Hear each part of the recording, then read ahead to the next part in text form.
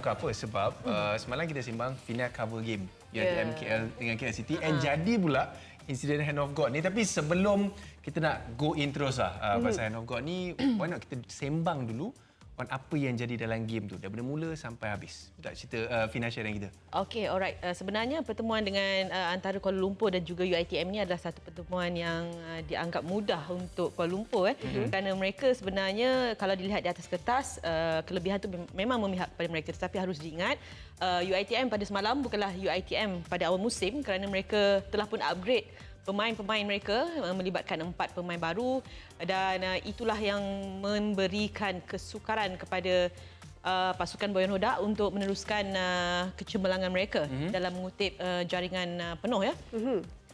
Apa yang boleh kita lihat di sini bagaimana pemain baru Kuala Lumpur UiTM ini berjaya membuatkan pasukan Boyan Hodak terpaksa bekerja keras terutama di bahagian pertahanan dan antara perkara yang di-highlightkan oleh Boyan Hodak adalah melibatkan kepenatan pemain, melibatkan mental dan fizikal selepas 4 aksi, melibatkan 4 pasukan gergasi. Dan itulah yang memberikan sedikit kesukaran untuk mereka mengutip 3 mata penuh. Namun 1 mata sebenarnya adalah baik daripada tak ada langsung. Tetapi ada kontroversi di situ. Okey, alright, mungkin. Dan yang kontroversinya of course ramai ni kat social media semua banyak cerita yang kita dah sebut pasal Hand of God kan. Matt, Hand of God Maradona 35 tahun yang lepas. Pertama Hand of God tu dicanang saya tidak suka dan saya tidak gemar ia dikembalikan dalam media sosial walaupun dizahirkan mesti gol yang dijaringkan tempoh hari. Kita tak patut meraihkan gol itu walaupun mungkin kata kelakar ke apa sebab dia mengabitkan masa depan sebuah pasukan seperti ITM ni yang dah berbelanja besar untuk saingan yang akan datang dan bayangkan ekstra 2 mata tu boleh menyelamatkan mereka pada penghujung musim. Jadi itu sentimen saya lah. Okey, itu Ahmed. Macam Fina pula ada sempat borak dengan Coach Frank, Coach Boyan. Saya cuba untuk mendapatkan reaksi daripada Boyan Hodak ketika sidang media, tetapi ketika itu beliau sendiri mungkin tidak perasan situasi itu kerana belum lagi melihat ulang tayang daripada situasi itu. So selepas kepada sidang media tu saya bersiap-siap untuk membuat crossover. Coach Boyan datang kepada saya. Dia panggil saya, "Fina, yes. Handball. Hand goal," dia kata. So, okay. How you know? Syukur told me. So, So situasi itu sebenarnya diakui oleh pasukan Kuala Lumpur, tetapi apa yang menjadi persoalan, adakah pengadil perlawanan pada malam itu Faizan Solihin tidak perasan dengan situasi itu? Saya rasa tak perasan. Dan yang mencerminkan mutu pengandailan kita dalam situasi itu memang sangat sukar. Dan pada ketika inilah teknologi VAR dapat membantu. Walaupun ramai yang tak suka VAR, tapi kena ada lah, betul? Ya, betul. Sebenarnya macam bola sepak ni, apa jua sekalipun, jaringan adalah penting. Tetapi menjadi titik tolak kepada pihak pengadil sendiri, adakah itu betul ataupun tidak untuk diteruskan. Cuma persoalan saya, adakah pengadil tidak perasan situasi itu?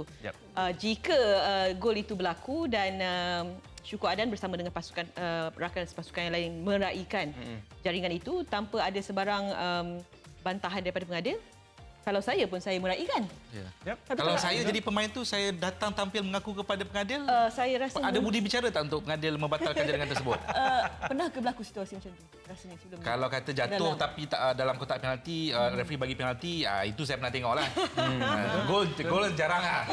Tapi saya macam curious nak dengar apa manager dia orang cakap. Kita ada reaksi daripada Boyan Hodak sendiri. At all in the match, they made good performance, and it is also to say that this result is not unlucky. This is just really, really unfair what is going on here because the goal was made by the hand. The player jumped up and used the hand to finish this into the goal. We have the video, we have the pictures I saw already, and it is clear handball and nothing happens.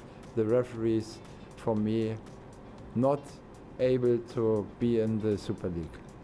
Totally frustrated, it's clear, because we have the lead, there's only one last situation, and then they use the hand to score, and nothing happens. Nothing happens. It is just counting and take us 2 points away, which we needed really much.